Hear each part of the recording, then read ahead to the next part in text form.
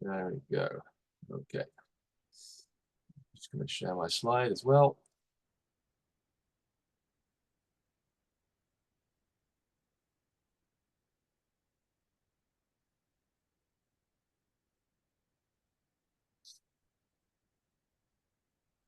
Are you with us, Sam? Are you out there somewhere in the ether? Yeah, I'm here. Hello. My Hey, my camera's not working, unfortunately. Sorry. no, it's okay. One of those weird quirks of the world we live in that Sam and I have just written this paper together, and we've never actually met, I don't think, have we, Sam? I don't think so, no. There we go. So yeah, hopefully we can have a little bit of a, well, we can say hello at the end, perhaps. Um, okay. Thanks everybody for attending. This is the third seminar in the CoMTB Cultures of Mountain Biking Research Group.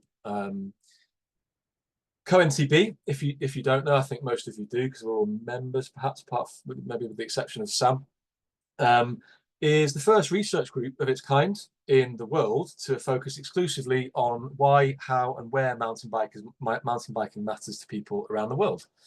We're an interdisciplinary, culturally diverse and global group of researchers whose aim is to understand the social, cultural and political significance of mountain biking in this weird and wonderful world that we live in. We've got members with backgrounds in art, photography, as you'll see today, thankfully, community development, psychology, sociology, cultural studies, journalism, marketing and coaching, among others.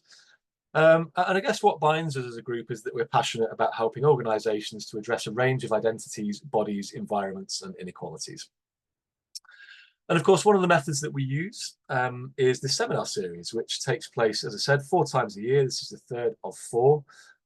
You can see the itinerary there on the right-hand side of my slide. And the whole point of this seminar series, which has been going really well so far in this regard, is to encourage evidence-informed discussions between various different interested groups, including landowners, governing bodies, sport brands, and policymakers. And in the process, what we're trying to do is to develop a joined-up approach that helps to create applied solutions to many of the world's most pressing problems. So far, we've had presentations on disability, inequalities, mountain bike trail building. We'll talk today about climate change and things of that nature. So there's lots of interesting things going on in relation to topical issues that are going on in the world. This week, we're lucky enough to be hearing from hearing from myself. Don't know whether that is a good thing or not. Alastair's kindly agreed to join me. Jack Black, my longtime co-author, was also supposed to be joining us on the call, but unfortunately he's been dragged to Wolverhampton in the UK, which isn't necessarily the greatest place to be, but I'm sure he'll be thinking of us while he's there.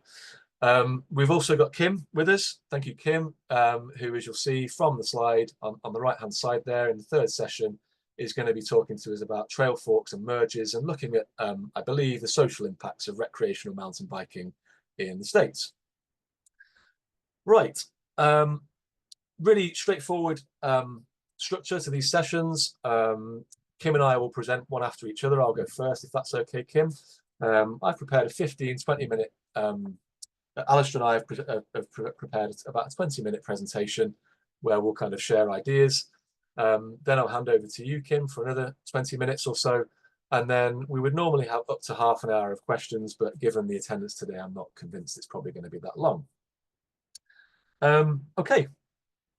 So if it's okay, Alastair and I will start us off. So today, Alastair and I are here to talk about some of the work that we, with the help of Sam, who's joined us on the call, and our other colleague Jack Black, have been doing over approximately, I would say, the last 3 months or so regarding the utility of the late Mark Fisher's work in the context of sport and physical activity.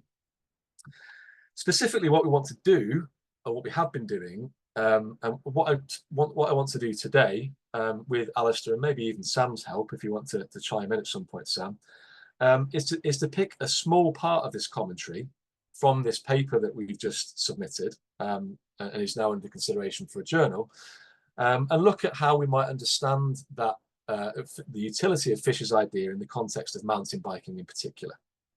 And what I'd like to do in doing that, hence Alastair joining us today, is I'd like to draw on the fantastic work, the photographic work of Alastair Johnstone, to think about the dual concepts of the weird and the eerie, and how they might, what they might reveal about some of the kind of cultural characteristics of mountain biking as we see it. Alastair, do you just want to give us a quick introduction to yourself, since I've just done my bit? Brilliant. Thanks, Jim. Yeah, great to be here with you also. Thanks for having me. So yes, I'm Alastair. I'm a photographer and picture editor. In my day job, I work around the photography of climate change, with a particular interest in how audiences respond and interact to photographs of climate change and its impacts, but as also solutions and mitigation measures. And then outside of that, I'm a photographer as well, often outside and up on hills with mountain bikes and climbing and skis and other ways of interacting with the landscape. My background prior to my current job was working in the newspaper industry, editing pictures and assigning photographers. So with a bit of a background in photojournalism, I kind of like to bring all of those worlds together with the photography of cycling too. So really great to be looking at the images in this context. Cheers, Al. And as you might have guessed, the reason I've put the QR code on the right-hand side of this slide is, of course, so that if you're interested, you can either you can follow that QR code now and go to Alastair's wonderful portfolio of photography, some of which is mountain biking related, some of which is sport related, some of which has nothing to do with sport whatsoever. But yeah, go and have a look at some of Alastair's stuff, because as I hope you'll see, from the images that we've included throughout this presentation, it's excellent stuff and well worth a look. As Alastair and Sam will attest, this paper that we've just submitted on Fisher's work is essentially the product of a happy accident, really. Sam, Jack, and I had a shared interest in Fisher's work. In fact, you know, I'm grateful to Sam for starting this conversation in the first place, because as is often the case, we were having conversations on social media, and Sam got in touch and said, look, we've got this shared interest in Mark Fisher, let's do something about it. But the more we talked about this, the more we realized as a collective that Fisher's work had, surprisingly for us, not really found a home in the sociology of sport, sociological understandings of sport, despite some really obvious crossovers. So the three of us agreed to write this paper, which, as I mentioned, is now under consideration with the journal. And then while we were undergoing the process, the three of us, of writing this paper, I was introduced to Alastair through some of our shared work with the advocacy group Peak District MTB. And I think, if I'm right in saying this, Alastair, the first time we met, like all good first-time meetings, was in the pub over a beer. I realised that Alastair's work was kind of in the area of climate change.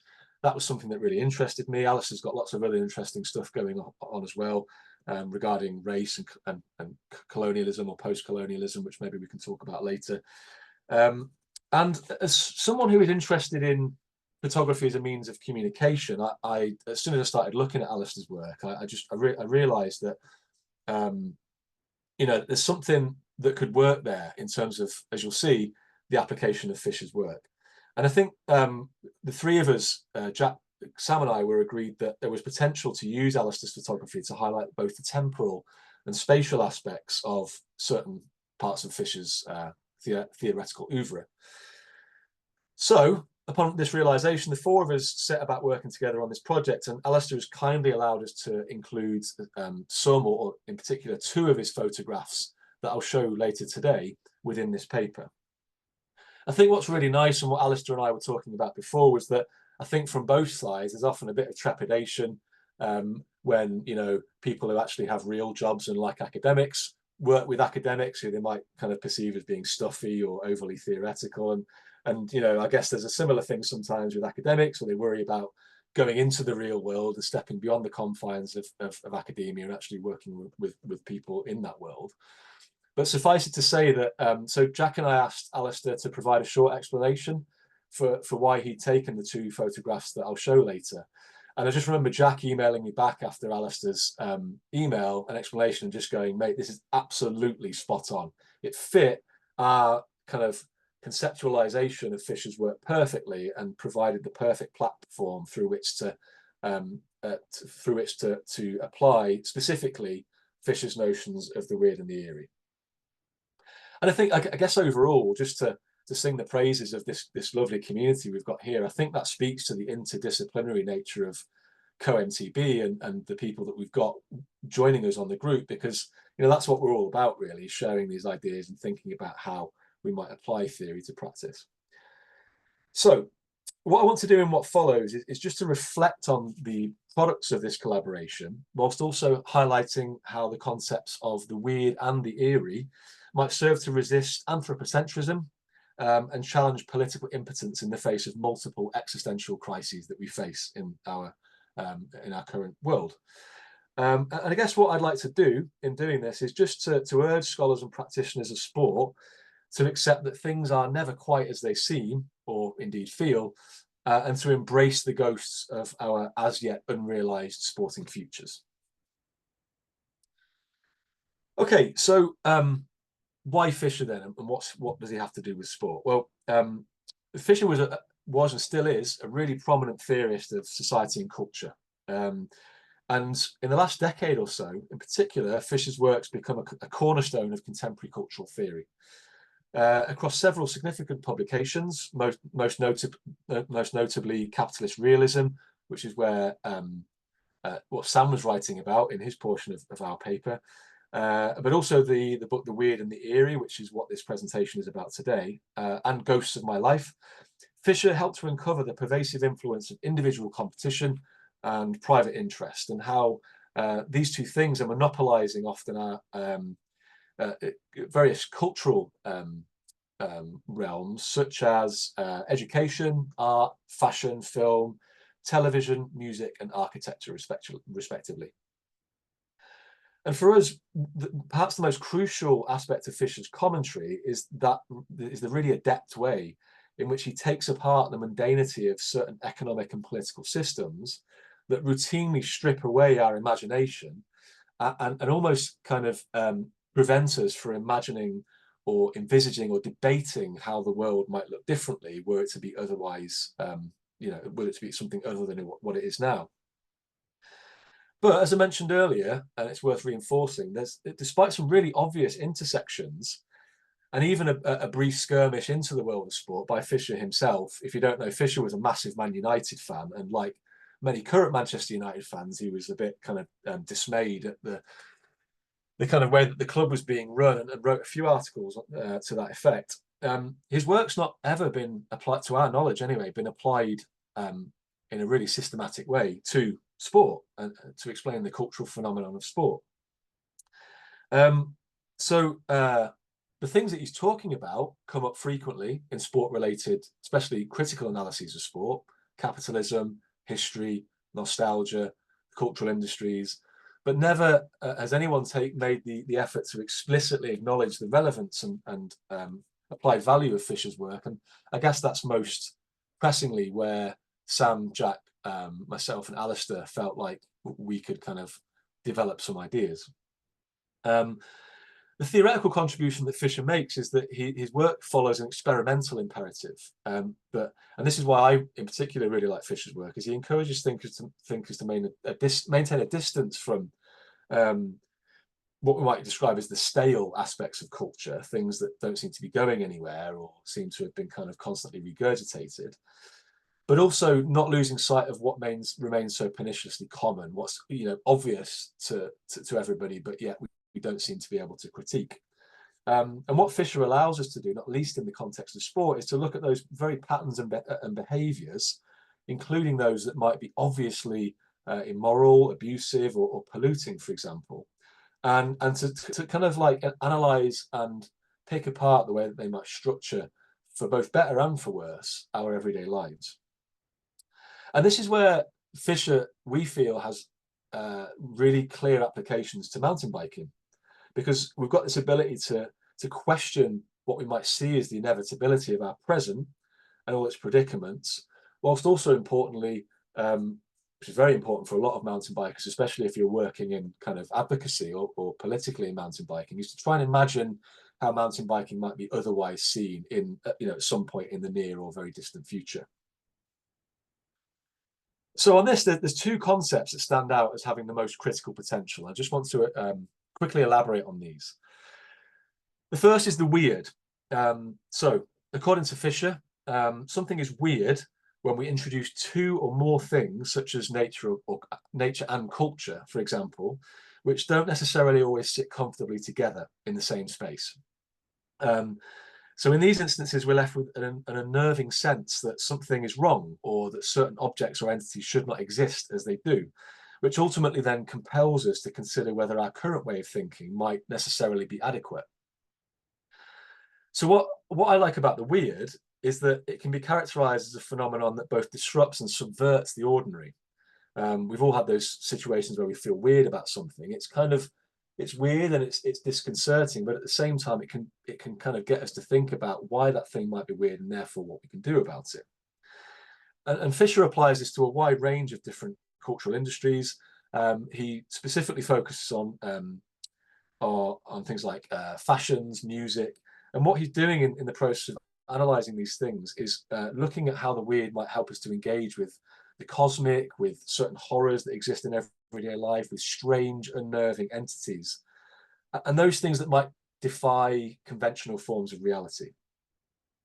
So in essence, the weird is a way of departing from the familiar, which is important if you're a critical scholar of sport, but also inviting us to confront and consider the limits of our current understanding. So in sport, let's think about it this way. There are ways in which sport might unnerve us in negative ways, but there are also ways in which sport might unnerve us and make us uncomfortable in more positive ways, because it kind of gets us thinking about the future and what we might do differently. So think, for example, the example I always come back to is when, was it the Australian Open one year was cancelled, or maybe it was the US Open because of poor air quality.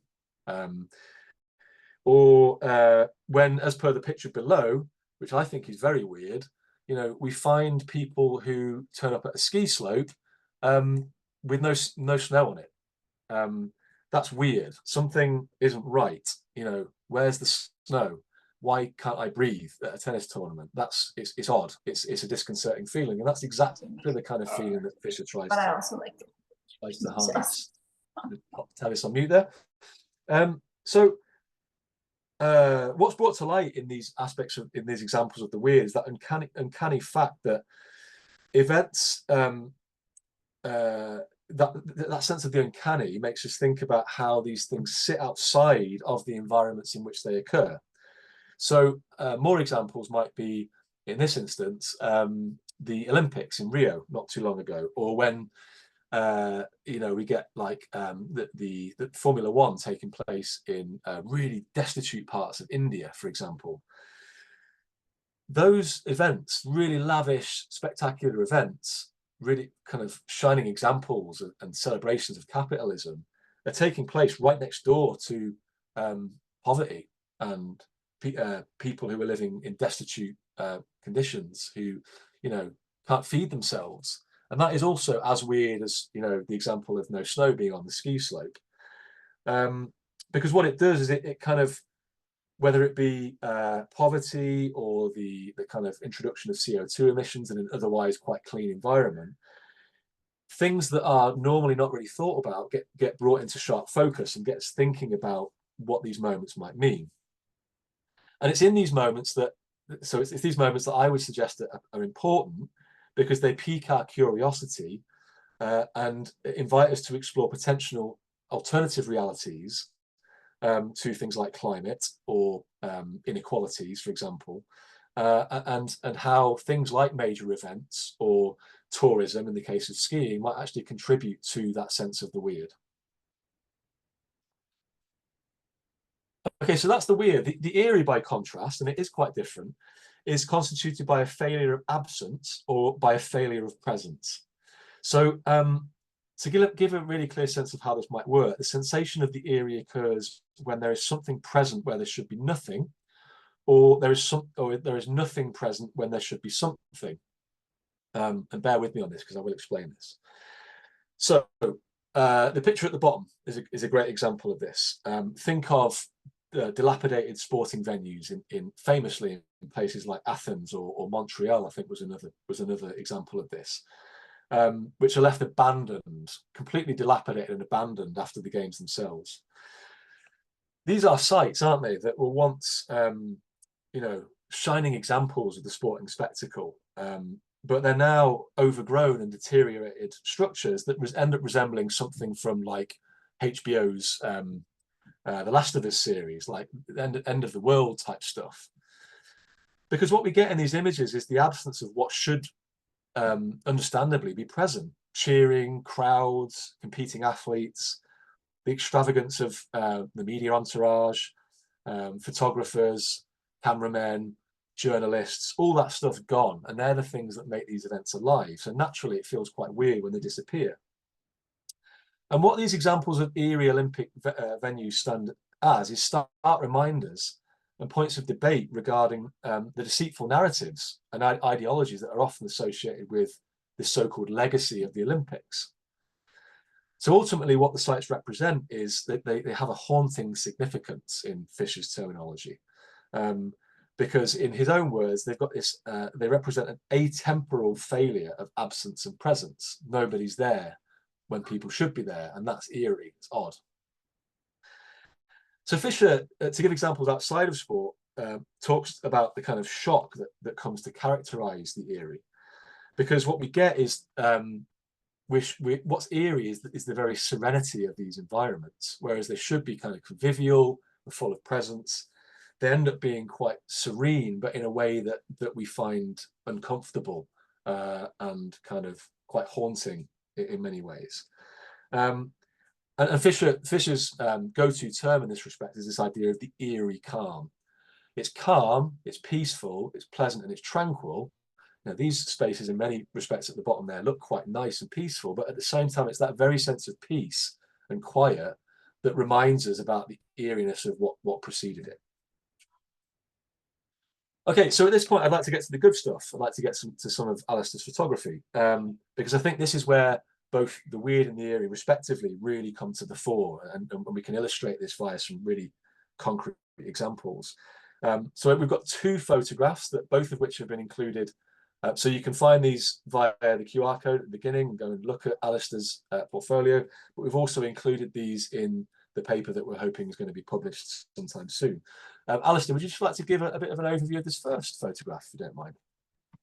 Definitely. So this is on the north bank of the River Thames, just out sort of to the east of London. And actually, both of the photographs are well, this one's from the north bank. The one we'll get to next is actually on the south bank, but they both show the Dartford crossing, which is the bridge in the background over the River Thames on a particularly dismal British winter's day. It was very misty, pretty cold, and generally not very nice weather-wise. And they were taken on a ride. So this is when I was living in London, we used to try and figure out routes where you could get towards some semblance of a countryside or to a kind of a nice landscape. And this was two bridleways that ran along the north and south bank of the Thames. You had to get a little foot ferry across to join the two up. And it was always a really bizarre ride through a lot of gravel pits, industry, ferry terminals. But every now and again, you had these sort of like shoots of green. So they were always kind of an attempt to get to a bigger landscape than London tended to allow. And yeah, on a particularly dreary, dismal day, it kind of really summed up the aesthetic, I think, on this occasion.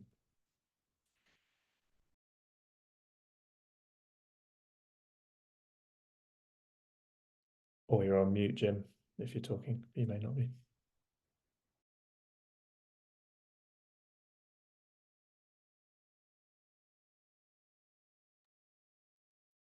Hello, sorry. For some reason I've done all sorts of things wrong there. Just get the slides back up. Right, cheers, Alastair. Thanks for that. Okay, great. I'm sure you'll all agree. Fantastic piece of work by Alastair. Really fascinating for so many reasons, if only just aesthetically, really. It's a beautiful piece of work. But just in terms of Fisher's application, then, I would argue that this is a really good example of the weird, because what we get here is, why this might be conceived as being weird, is we get these really familiar elements such as bikes, bridges, rivers, graffiti there in the middle of the photo, all being juxtaposed in relatively unfamiliar ways. And I do think that's what part of what makes your work great, Alastair, is that kind of like unusual amalgam of things that wouldn't necessarily sit that comfortably together. So what we get here, of course, as Alastair mentioned, is we've got abandoned buildings, we've got overgrown ruins, desolate urban areas, such as the ones that we see here, which kind of evoke the weird by presenting spaces that were once familiar, but now exist in a state of abandonment.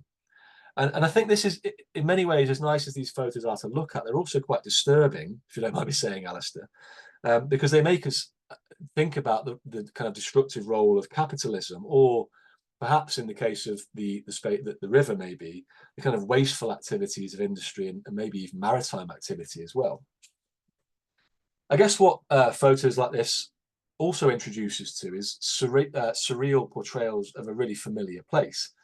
So we've got supposedly natural phenomenon like rivers, estuaries, green belts that's all of a sudden, because of the way Alastair's pictured this scene here, suddenly seem alien, including non-natural or artificial things like bikes, artificial lighting, traffic, a bit of litter there, as you see just to the left of the wall.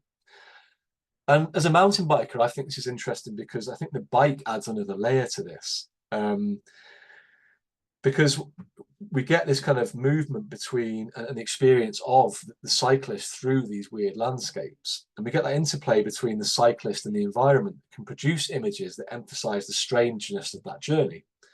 So, for example, the depiction, I feel, of the lonely cyclist traversing a vast, empty, post-industrial, ruinous landscape, for us, I feel, creates a really powerful sense of isolation and the uncanny, that highlights the smallness overall of the tininess of human presence against this backdrop of an indifferent and rather dilapidated world. Similar things, I would say, can be detected in this second photo here, which I think is my favourite, perhaps of your whole portfolio, Alastair.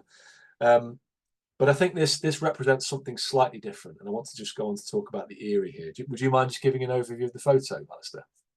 Yeah, definitely. Oh, it's really interesting. I'm always interested to hear which ones people like most, I think, and why, and what they take away from them. So this one is actually underneath the Dartford crossing, which is in the kind of horizon line of the previous image, and on the south bank. And the reason I was drawn to taking this image is I often sort of not really, with mountain bike photography, I'm not really that interested in images that like center the kind of sport or the action itself, but I like to show the kind of the people often as tiny figures within much bigger landscapes, and more normally that would be surrounded by big horizon lines and peaks and mountains. But I was particularly drawn to the brutality of the rectangles of the bridge in the background of this one. So you get the same scale that you might get in a more mountainous environment, but with particularly hard lines. And it's obviously convenient in that it frames the cyclists very helpfully, but I think you get the kind of towering, imposing scale that you would normally associate with mountain bike photography in much more natural environments,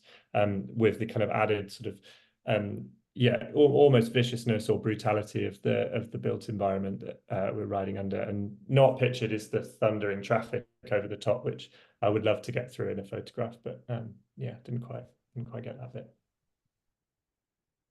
Fab. Thanks, Alastair. Yeah, so what Jack, Sam and I have argued in this paper is I think this photograph is a really poignant reminder of or example of how we might think about Fisher's notion of the Eerie, in that what we've clearly got here, as I'll explain, is we've got a failure of absence, or we've got what otherwise might be described as a failure of presence. So in this photo, what Alastair's showing and what you alluded to there, really well, Alastair, was we see the way in which cycling can serve as a means of exploration, where the landscape, the destination, the path taken are just as crucial as the actual ride in and by itself. And what becomes apparent in this image for me in particular is under this bridge is that dissolution between foreground and background. It's not quite clear which one is which, and that's something that we should really focus on here. Insofar as these activities are usually conceived as taking place in a particular environment or against a particular landscape. But what we get in this image is that merging of the two. We get that eerie presence of non-nature in a supposedly kind of in a supposedly natural or maybe non-natural environment. It's the confusion that kind of is the intriguing or the disconcerting thing. And what you mentioned there as well, Esther, which I find intriguing, is that the focus on the overall context rather than the minute different parts of the rider's action and what they're doing in that space. And what happens there as a result for me is that the image dissolves that distinction between subject and landscape. The rider almost becomes part, in a really eerie way, becomes part of the landscape. And I would suspect that actually, I don't know if this was deliberate or not, Alastair, but I think that the kind of moody, misty nature of the photo, foggy nature of the photo probably further accentuates that point. And this, of course, these things that I'm saying aren't necessarily unique. People on the call perhaps will know that this comes up quite a lot in mountain bike culture, accounts of mountain bike culture, whereby bikes, riders, and landscapes all merge into one kind of one overall form of one form of agency, one agentic object that kind of neither of which necessarily acts on or upon the other. And so overall, I think what's great about this photo is that rather than just prescribing nature or the landscape an agency, the agency there is eerily defined through an absence that never quite seems very absent. And Fisher kind of wrestles with these distinctions when he refers to an indifferent nature or a mute nature. But in some ways, he also says that idea of indifferent is perhaps ultimately inadequate, since it suggests that an intentional capacity that's not being used. So a mute nature, you could say, is not indifferent, but it actually lacks even the capacity for indifference, and that's what makes these photos quite interesting. Okay, so just to finish and move away slightly from Alastair's photography specifically, it'd be good to actually chat, Sam, at the end if you've got any thoughts on this about what other applications that might there be for Fisher's work. I guess this is the kind of so what to our paper. What can we draw from this? We've talked about mountain bike photography, but what else could we learn from Fisher's work that could be applied perhaps more widely in the context of cultural analyses of sport? Before I do that, I just want to point out, and I think this is something that I know Jack and I are agreed on. I think Sam and I have talked about this via email as well. I just want to point out that I'm very unapologetic. We are very unapologetic about the use of theory for theory's sake. And I think one thing we're also agreed on is is our kind of critique of this this move in higher education and academia more generally towards what might be described as applied forms of practice. Applied forms of practice, though having a place in academia and in higher education, can also problematically lead to the devaluation of theoretical knowledge, which is important. And theory, we've got to the point now where theory is almost seen as a dirty word. But for us, theory and practice, or praxis, as it's often been described, they're one and the same thing. So although we're going to focus here on the applied value, I would also argue that they are one and the same thing. And I guess broadly speaking, just off the top of my head, there's three different ways in which we might conceptualize other sports, other foci within sport, and use Fisher's work in this regard. The first is maybe in looking at, as Jack and I have in another publication in our edited collection, looking at how Fisher's work might help us to understand social, natural, moral, and capitalist catastrophes. Because, tuning to the weird and the eerie demands new ways of thinking that go beyond what we already know about disasters, and we've got to recalibrate our bodies, our minds, to thrive in an era which, let's face it, is almost without precedent. Catastrophes, as we argue in our book, can't be governed or managed in orthodox terms. They have, by contrast, got to be, they require global interplanetary solutions that recognize the densely entangled and temporal connections between human beings and other forms of symbiotic life. So that's perhaps one avenue in that Fisher's notions of the weird and the eerie might work. They help us to figure out what that sense of discomfort is and how we might use it to positive effect, to positively reimagine our future. Mega events and the literature and scholarly work on mega events might also benefit from Fisher's work. There's the sudden influx of global attention that these events might entail, the extraordinary scale of their organization, the temporal transformation of the cities that it seems are increasingly unwilling to host them, give us a real sense of weirdness, because those usual rhythms of life that we would associate with the urban and with most major cities are disrupted, especially those that involve temporality. So, Brazilian slums, or when homeless people are being moved off the streets, those things clash with the event. And whilst it's tragic and horrible, that sense of weirdness, temporal weirdness that comes with that, opens the way for a weird or maybe an eerie way of theorizing these activities. And finally, I think it might help us, as I've also argued elsewhere in this paper, to understand the disappearance and the demise of nature or nature sport, but also ways of reimagining those activities. Things like rationalization, commodification, enclosure, pollution are part and parcel of those activities. Things like mountain biking now demand that we understand those weird characteristics.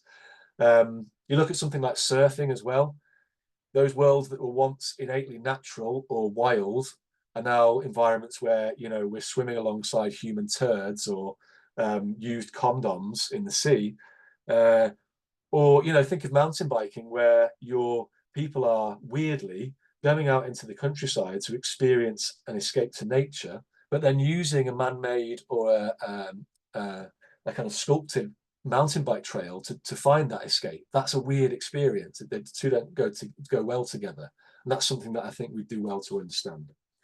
And so I'll finish here by way of a concluding statement. I think it could therefore be said that perhaps Fisher's greatest contribution to the critical study of sport, mega events, green exercise, or any other sporting experience is that he encourages us to take the time to enjoy those weird and the eerie encounters, as we've tried to elucidate today. Because it's not only through these joyful encounters with the negative that we can understand, critically engage with our past failings, but also to experience the future anew and to develop new ways of theorizing the future. Thank you, Alastair, for your contributions. That's our presentation now finished. What I'll do is, without further ado, I will pass straight on to you, Kim, if you don't mind. I'll just get rid of my screen. You got a presentation?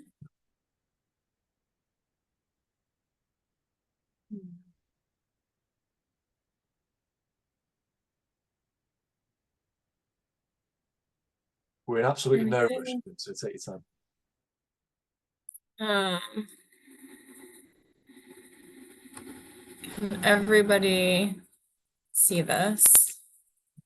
I can see it, Kim. Yeah, you are on the slide mode rather than the presentation mode, if that matters. No, I just see.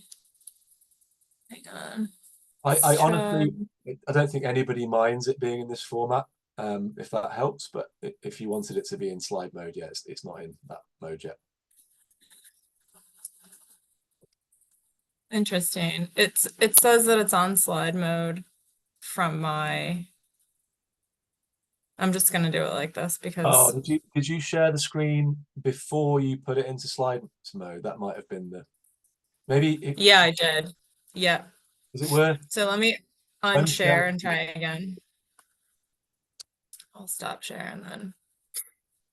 Just while Kim's doing this, Hannah, Sam, Tavis, Alastair, bear in mind, if you've got any questions that pop into your head while Kim's talking, you're more than welcome to just pop them in the chat there, and we can have a discussion about those at the end.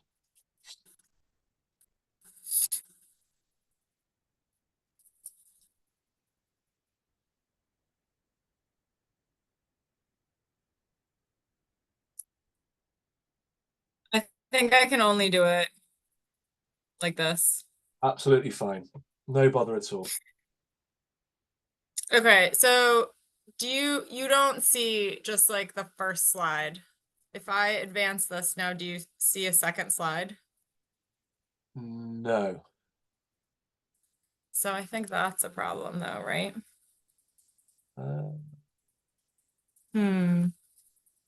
The only other thing I could try is if I make you co-host, that sometimes that can solve problems such as this.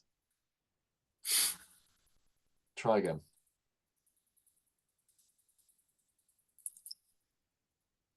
So now it doesn't even like show up as an option.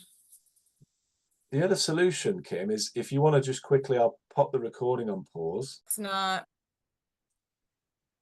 working, but I'm gonna share some work that is a collaboration between colleagues at a bunch of different institutions here in the States, and was really led by a master's student who just finished, Emily Reinhardt. And we're really interested in the social impacts of the growth from recreational mountain biking that we've experienced in what we refer to as the Northern Forest region. So for folks who may not be familiar with that geographic area, it starts in Maine on the Atlantic coast in the northeast corner of the United States, and it stretches across the adjacent states, including northern New Hampshire, northern Vermont, and over to what's called the Tug Plateau and sort of the eastern corner of New York State. And it also includes some of southern Quebec. So it's the biggest contiguous forested area east of the Mississippi. And it's significant for a range of sort of social and ecological reasons. It's a part of the United States where people traditionally made a living in the woods. So lots of sort of old timber towns, lots of sawmills, not like the Western US with huge big trees and vast sort of landscapes, but think like paper, pulp, those sorts of mills, and that has really declined. So that's sort of the context.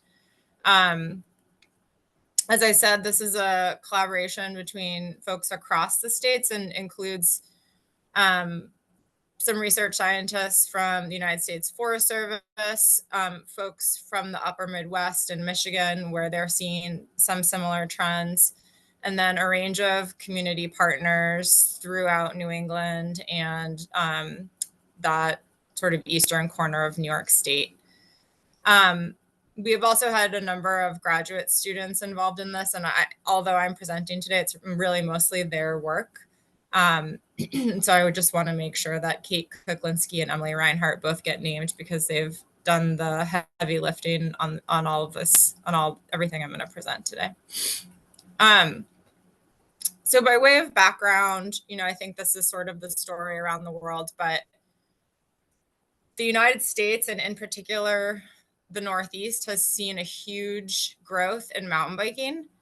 That was happening before the COVID-19 pandemic. And it has really been driven in this part of the country by a couple converging factors. One is that, as I said, this part of the country once had sort of a booming sawmill industry. And that has been on the decline for a number of decades now. And for a while, many of those communities transitioned to winter tourism, snow economies. So this is a part of the world that gets quite a bit of snow. There's many alpine resorts. Nordic skiing is also quite popular. And this area, these small sort of rural areas are really dependent on winter tourism. And there has been a really concerted effort to try to diversify those rural economies under climate change.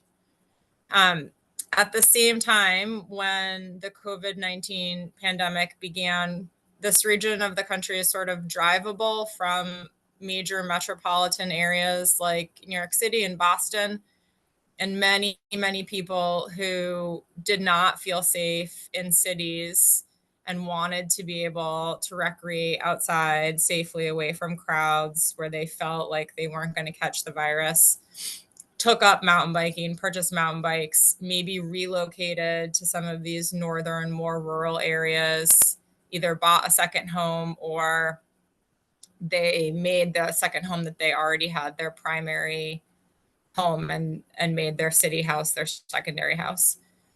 And so what we've seen in the last couple of years is just way more folks in the woods mountain biking in this region. And we've seen a concerted effort from states and municipalities, and in a couple cases, even nonprofits, to put money into mountain bike infrastructure, indeed, as rural economic development. So we want people to come here. We want them to spend their money, and that's happening to the point where, Vermont, which if you're looking at this tiny map of the United States, it's sort of the darkest blue triangle up there in the northeastern corner. Look, it's sandwiched in between New York. It looks like it's spooning New Hampshire, is now the highest per capita GDP in the country from outdoor recreation. And close to 20% of folks living in Vermont have ridden a mountain bike in the last year. So really a huge growth. But we really wanted to understand what the range of social impacts were from this. And I'll talk about this in a minute, but a systematic literature review that just came out that one of the graduate students worked on really demonstrated that the social impacts are pretty underexplored. And so we decided that we wanted to look into that to assist communities in awareness about and ways to respond to and anticipation of the broad range of social impacts that could potentially affect northern forest communities. So I'm going to touch on some of these methods that we use, but I'll really focus on the final one, which is the local experiences at the community level. We did do a systematic literature review. I'll show you some selected results from that. And we really wanted that to look at what is the global academic conversation around the social impacts of mountain biking.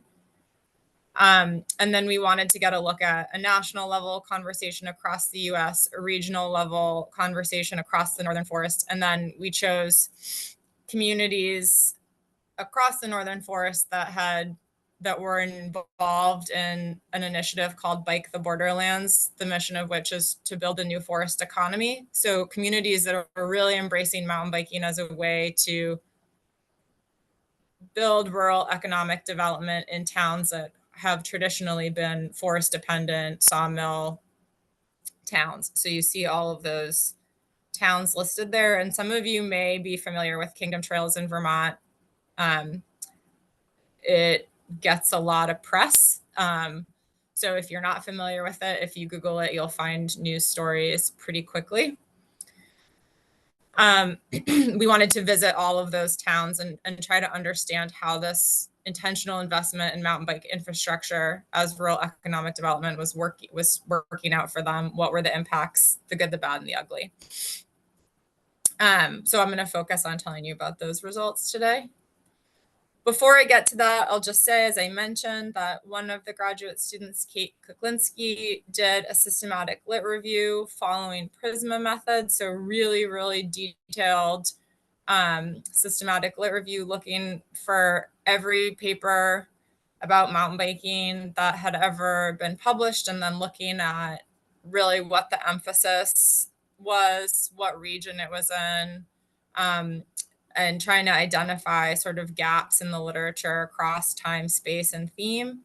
That paper just came out in the Journal of Outdoor Rec and Tourism, JORT. So if folks are really interested in it, it's available now.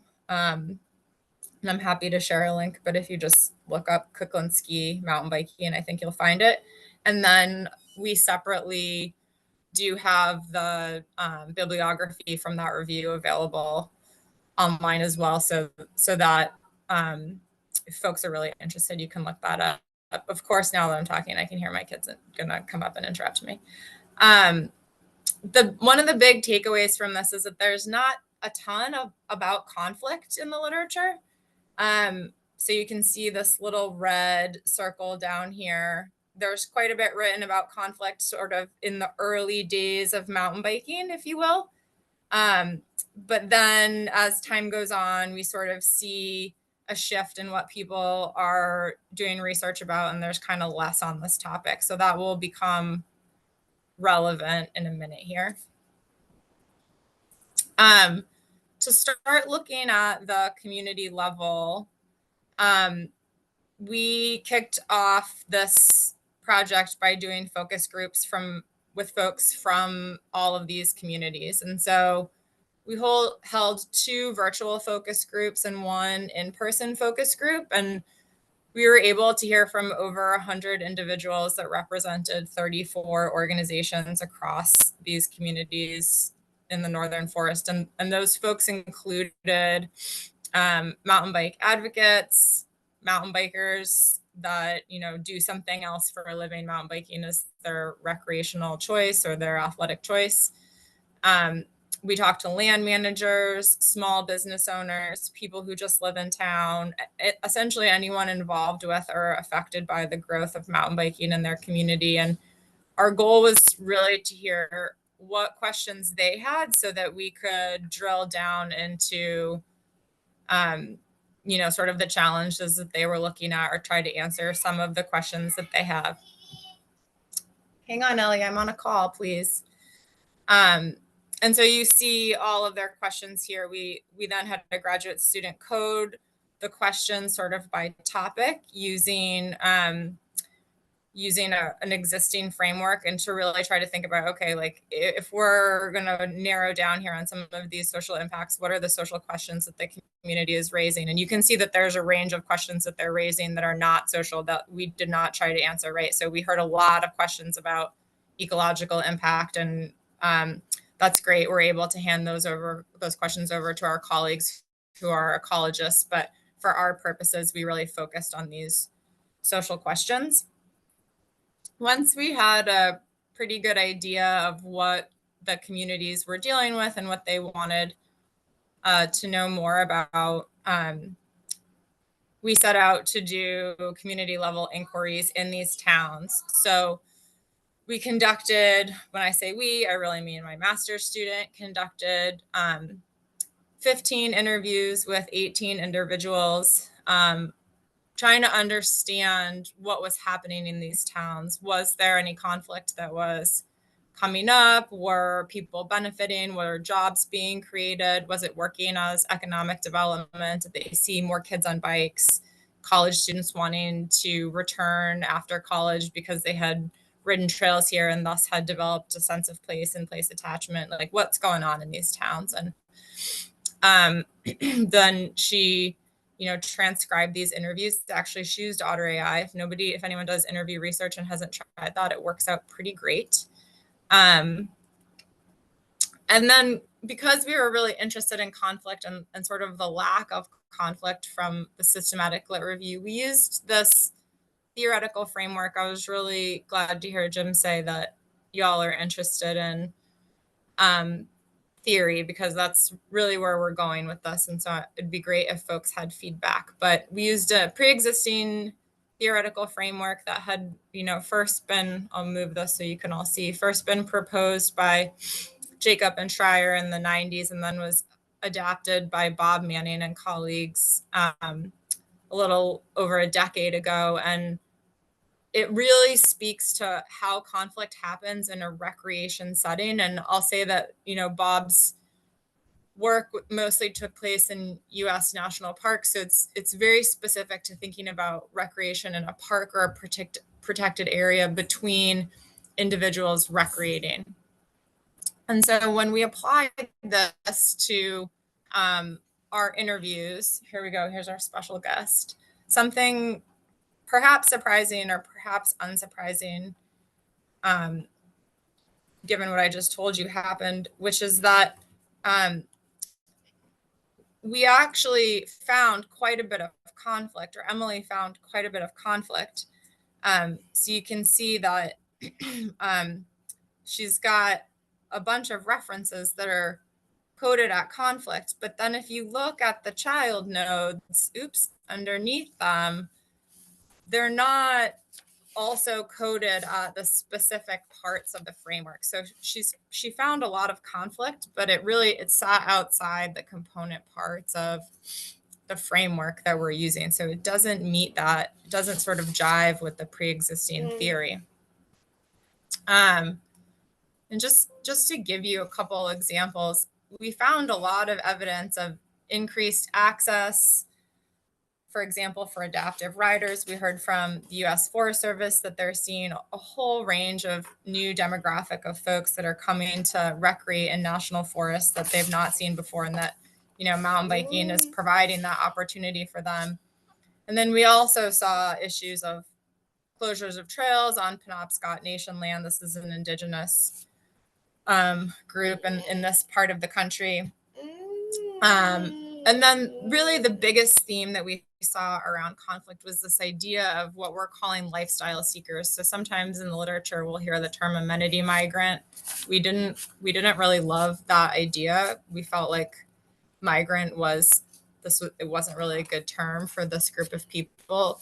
So if folks have an idea about that, hey baby, I gotta finish this, okay? This is really a group of people that had the opportunity to stay where they were and chose to move during COVID to live closer to the types of places that they wanted to be recreating. And we saw that put a lot of stress on these communities. So we saw implications for the housing market, which was really already quite tight in many of these towns. We saw an increase of traffic in these small rural areas that don't have parking and that maybe have one traffic light. And most significantly, we heard from people who had lived in these communities for long periods of time that this influx of people from urban areas that want to live close to where they're recreating, wanted to move out of the city, was really changing the character of these communities in ways that was potentially upsetting to residents who had lived there for multiple generations. At the same time, when we asked if mountain biking was creating jobs or creating new opportunities for people, we heard that indeed they were, but that they were often service industry jobs and not sort of the type of employment that someone who had traditionally worked in a sawmill and earned quite good money doing that might want, right? People don't want to go from being a foreman at a sawmill to waiting tables at a brew pub. So some mixed results in there in terms of if the community was happy to see this influx of people. At this, there were a lot of positives. So we heard like schools were suffering before, there weren't enough kids to keep the schools open, and the influx did provide more children for the schools.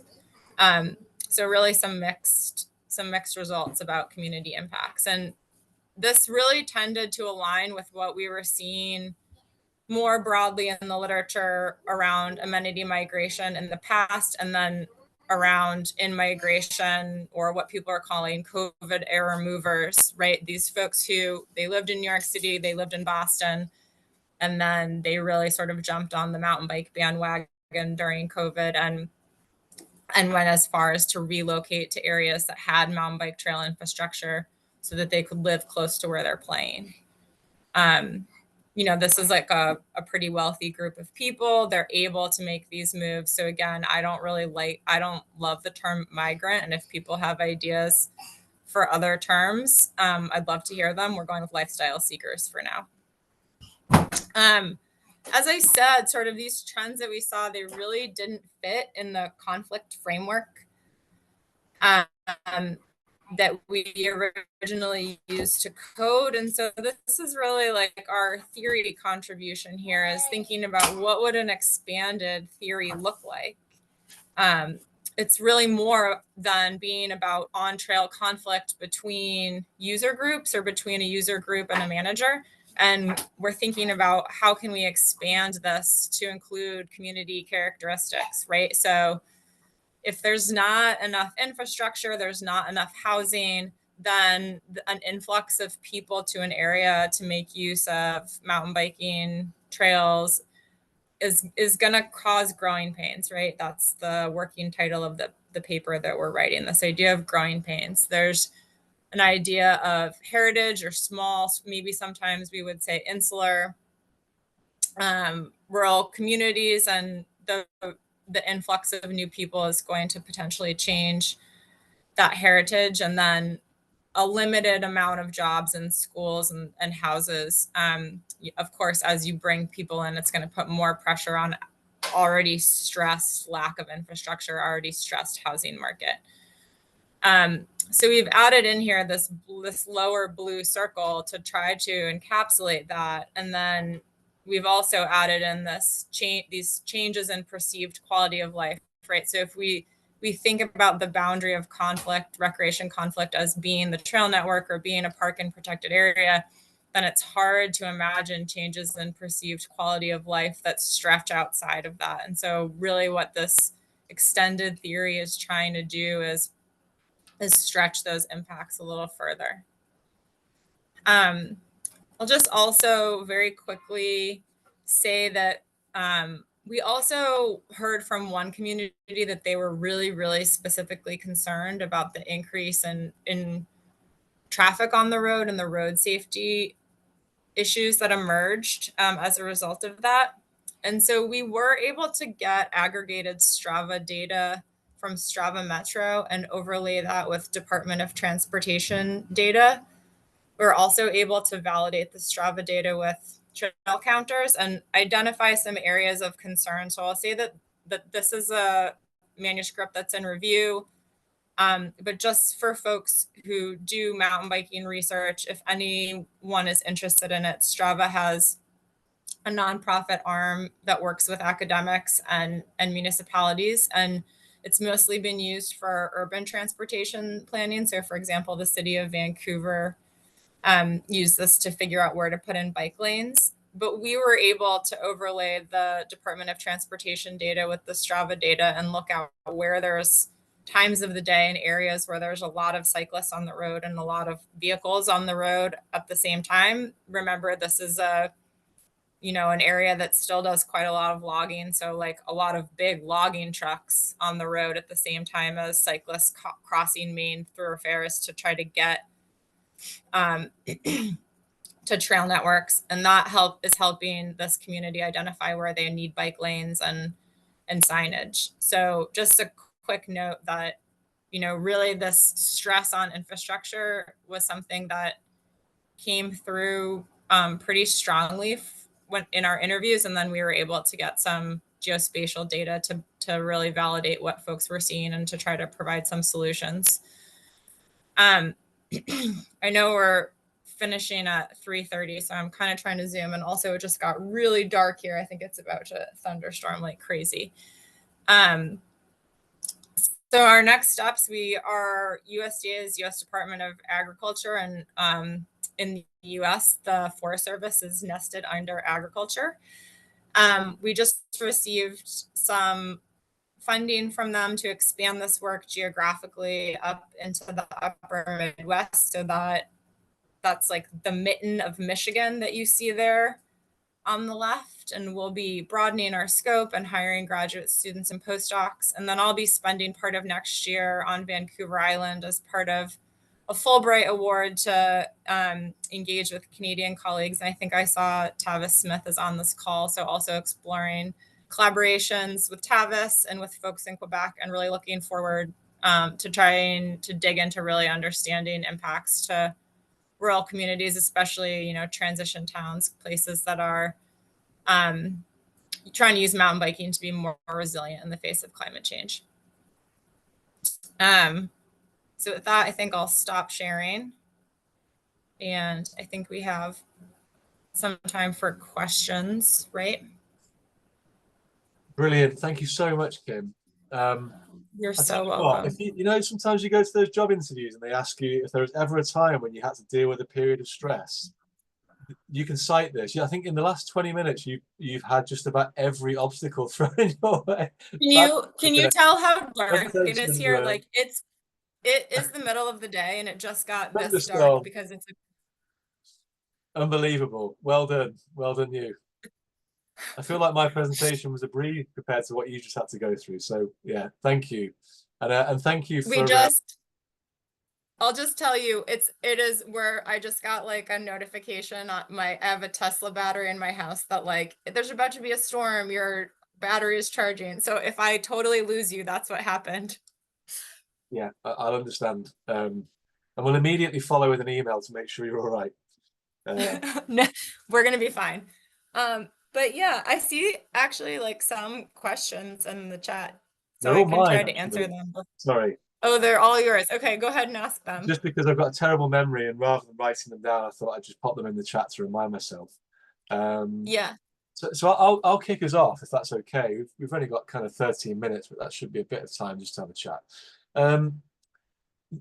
I guess. Well, I'll start. I'll lead with the obvious one, which comes up everywhere in commentaries on mountain biking at the minute and experiences of mountain biking, and that is you're talking about conflict here. Was there anything in the literature to suggest that e-mountain bikes are a particular cause of conflict? That's really interesting. They actually we just did a second lit review specifically about them because there wasn't a ton about e-mountain bikes and like we actually didn't find that many articles about e-mountain bikes. And so we had an undergraduate student do a lit review just about e-bikes, like not mountain bikes. And it's a really tiny sample of papers that are about e-mountain bikes. So I don't feel comfortable saying anything about like anything generalizable from that, other than I think that is a area that's rich for investigation because there's very, very little about that. And in general, the vast majority of papers on e-bikes are like the very tip of the iceberg and not like deep on areas of that I think are really rich for investigation, like increased access and equity and mobility. They're really like, how do people use e-bikes? Is it for commuting? Like very, very surface level. So not a ton there, and people should go do the work on that because there's a lot of opportunity. Well, Kim, meet Hannah. Hannah Reynolds, who's on the call, is my current PhD student who's doing her thesis on e-mountain biking in the process of active aging or healthy aging. Yeah, amazing. Yeah, it's really interesting. Kim, you'll relate to this. I've got a marauding 5-year-old who is currently throwing socks around the room in the background. So you only had not quite all of my attention there. But yeah, that sounds really interesting. I'd like to follow up a little bit more about that possibly as well, because I'd guess that third ages could potentially also cross over with lifestyle seekers as people who move to new areas in order to pursue hobbies. Yep, totally. I think that literature review will be really helpful as well, Kim. I've made a note of that, and I've also popped it in the group for everybody's benefit. Because there's not really much out there like that. Just a really straightforward mapping of key issues in mountain biking, and something it's nice to just kind of point people in the direction of who might be unfamiliar with our world, just to help to orient themselves in the key issues. So that's great. Did anybody? I mean, some of you guys are probably bored with me talking. Has anyone got any questions for Alastair? I have a question for Kim, if I could do that. Yeah, go for it. Yeah. It was just on when you were talking to different sort of stakeholders within your conflict mapping, did the concept of climate and protecting nature and humanity's impact on climate come up at all? Versus, I was kind of interested in that dynamic between maybe people who are coming into the area to mountain bike versus towards more extractive industries around the logging, and just whether there was a kind of differing opinion and whether climate and kind of mountain biking as a method for interacting with the natural world, whether that came up as a conflict at all. So the thing that came up that's related to that is actually sort of maybe the reverse thinking, which is, I would say, natural resource professionals who are very concerned about the impact that mountain biking has and on like really specific species. So we had a lot of foresters ask us what the impact of increased trail use is on habitat fragmentation for larger carnivores like black bear.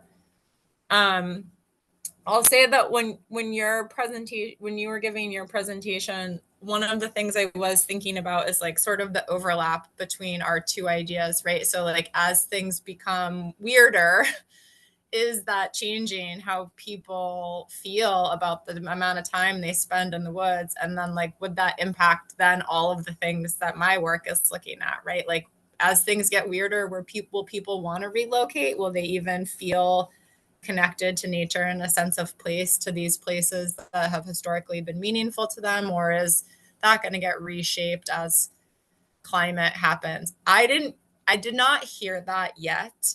I suspect, and I've spoken with Tavis about this, who I think is on the call, that if we went and talked to people in a different sport, like if we went and talked to people that play pond hockey or ice fish or Nordic ski, right? Like something that can't be faked. Like alpine resorts can blow snow, but many Nordic places don't, and you can't freeze your pond very effectively, right? That we would start to see that we would start to hear from people that like we're recreating in different ways, or it looks super different, and that's changing how we feel about things. So that's a long way of saying no, not yet, but I think that we will.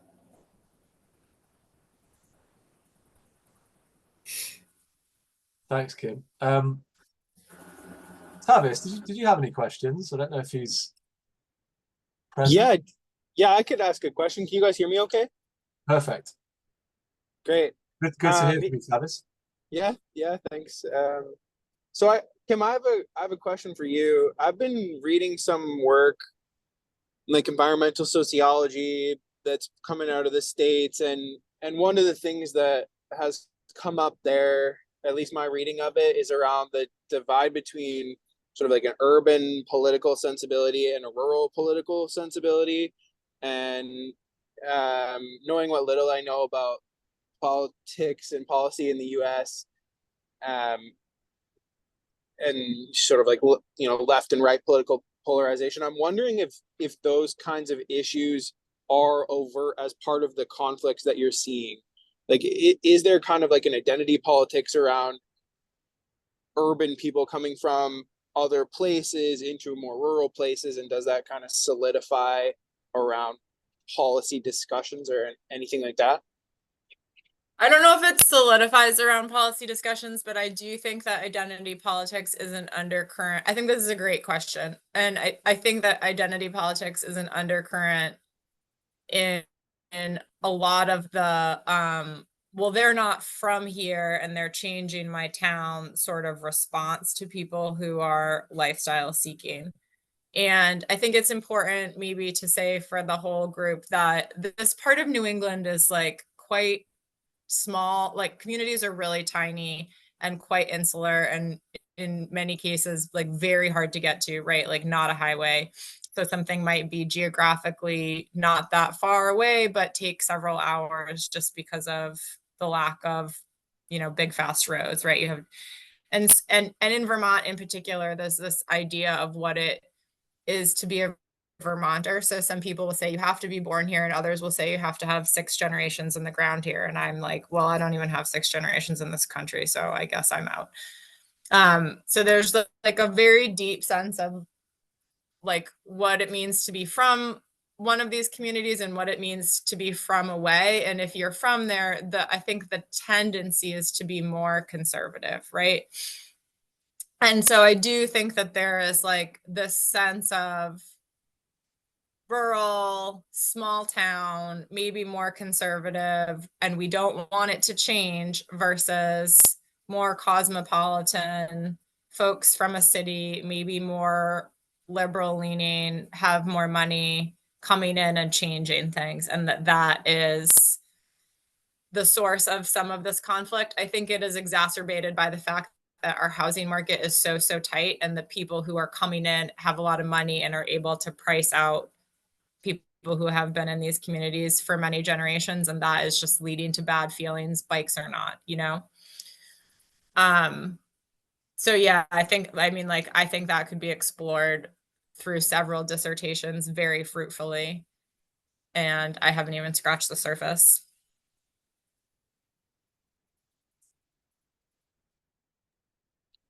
Yeah, thanks, Kim. I think I think you're totally right. That's been my sort of anecdotal read of the situation too, is that a lot of it is built around social class division and concentrations of wealth, and it's interesting from my perspective to see like the, you know, if you wanted to get into some Jim's theory stuff, like the agency of the bike in directing that political and social class conflict, I think is actually really interesting. Totally. Great question. Thank you, Tavis. Guys, we've got 3 minutes remaining, so that feels like a really good time to wrap things up. We're also strapped for time at the minute, and it's especially difficult if you've got kids, Hannah, Kim. So thank you so much for the time that you've given to present today. Alastair, thank you also for your contributions vis-a-vis the photography. I'm just going to pop up my final slide, if that's okay, just for the benefit of those who might be joining us virtually at some point in the near or very distant future, who knows, on YouTube. Just want to point out two things. One is that we've got one more seminar remaining this year. It won't be till November, but hopefully if I put it on people's horizons now, we might get a really good turnout for that one. So we'll have a nice summer break. I think we've all deserved a bit of a rest.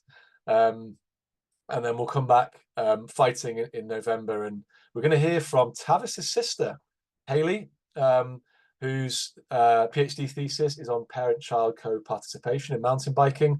And Hannah, who is also on the call, who I mentioned is doing her research on e-bikes, e-mountain bikes, is going to tell us about her research, which is quickly progressing, which is a critical analysis of e-mountain biking and its relationship with active aging. I believe Hannah's now changed that final term to the third age. Is that right, Hannah?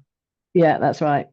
So we'll be talking about the third age and not active aging, although I think there might be a bit of a critique in there of what active aging is and how it contributes to the aging process or not. One other thing to mention, so you know, if any of you are keen, either on the call or maybe you're watching this on YouTube, to join us for that event, then you can register using the QR code there on the left-hand side. Also details there of the CoMTB website, which is up and running and has lots of useful material on there, as well as details of this seminar and all our activities as a group. The second thing I just wanted to mention is that we are now looking to fill the schedule for next year's seminar series. I'll not be getting to that just yet, but in the near future, perhaps towards the back end of the summer, I'll be contacting people both within and outside of the group to contribute something. So if you or anybody you know has got something to contribute that you might think will be of worth in helping us to understand contemporary cultures of mountain biking, then please do get in touch and let me know. But for now, that's everything from me. Thank you for bearing with me with the delay. Thank you for coming, and I look forward to all of you to catching up with all of you again in the near future. Thank you. Thanks so much. Yeah, thanks, Jim. All right, Nice cheers, guys. to meet everyone. Bye-bye. Cheers. Yeah. Cheers. Thank you. Bye.